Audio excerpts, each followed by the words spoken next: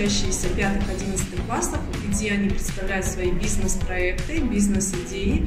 Также они привезли с собой работы, которые могут просмотреть жюри и оценить. Хотелось бы сказать, что 44 участника прошли именно отборочный тур в финал.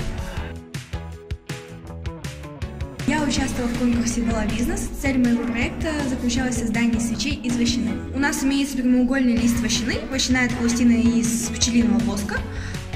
Также берем фитиль. То есть мы закладываем фитиль в вощину, закатываем ее, и у нас получается свеча. При желании можем добавить травы или ароматизатор.